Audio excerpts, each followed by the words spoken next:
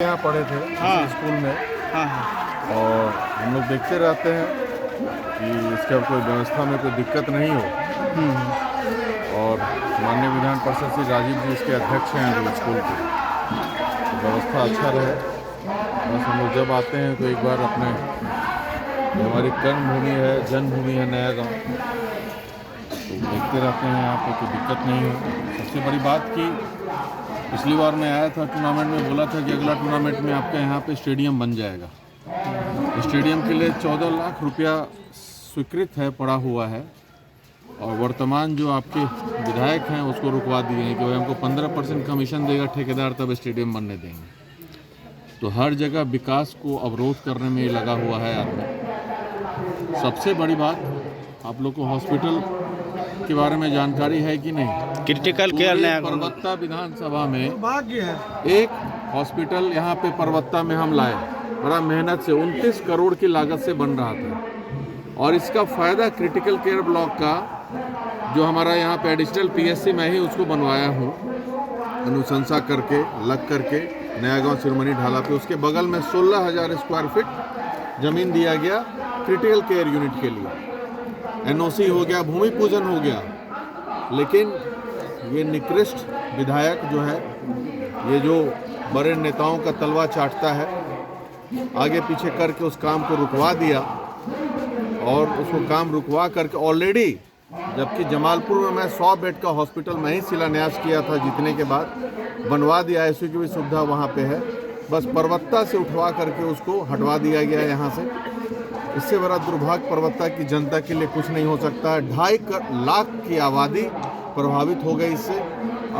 अब परबत्ता में ये सिर्फ नया गांव के लिए नहीं था, नया गांव, कन्हैया चक, कबेला, डुमरिया, अगवानी, ठुट्ठी, सिराजपुर, परबत्ता, करना, मरैया, माधवपुर, बिशनपुर, मुरादपुर, उसके बाद अलग देखिए कुल्हेड़िया, बंदेहरा, महदीपुर, बैसा, अररिया, मरैया, मतलब इस सारे लोग प्रभावित हो गए। दुर्भावना से ये काम कर रहा है। और आज के दिन में मैं इसी व्यवस्था से, मैं डॉक्टर हूँ, समझता हूँ, और उसको भी, विधायक को भी ऐसा नहीं करना चाहिए। उसके परिवार में भी आपको हेल्थ से रिलेटेड लोग हैं, वहाँ पे हेल्थ सर्विसेज को प्रोवाइड करते हैं। उसकी सास ही नर्स हैं, एएनएम है, उसकी पत्नी भी नर्स है। उसको तो सोचना चाहिए कि सेवा का भाव रखना चाहिए कि भाई क्या होता है, कोई हार्ट अटैक आ गया तो अब कहाँ जाएंगे यहाँ के लोगों को लेके? 1.5 घंटा तो जमालपुर जाने में लग जाता है।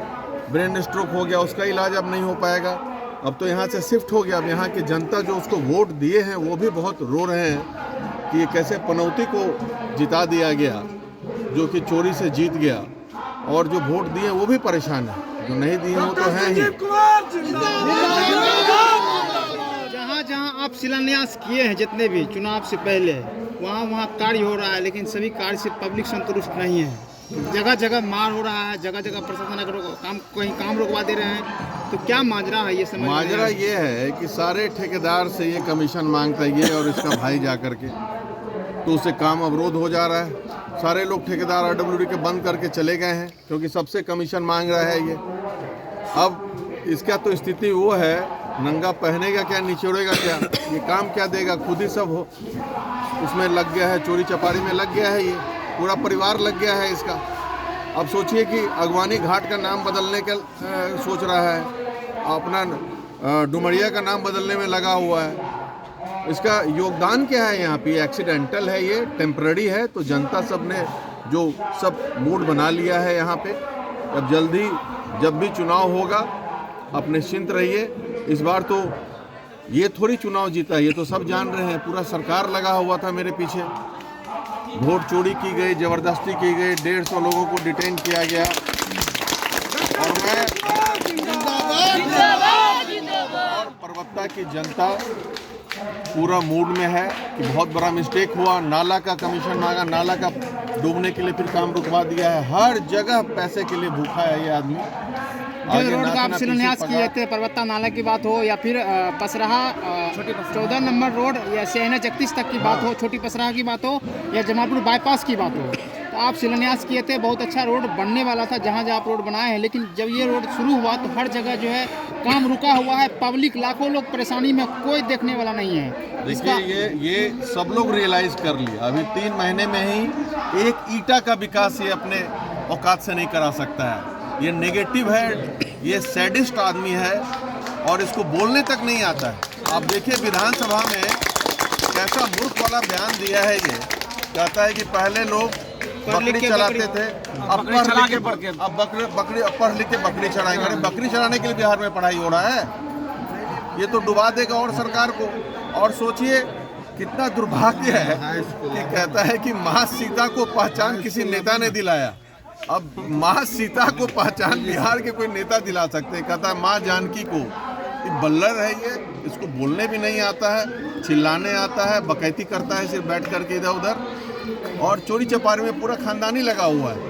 अब बताइए कि 40 रुपए ट्रैक्टर वसूलता है।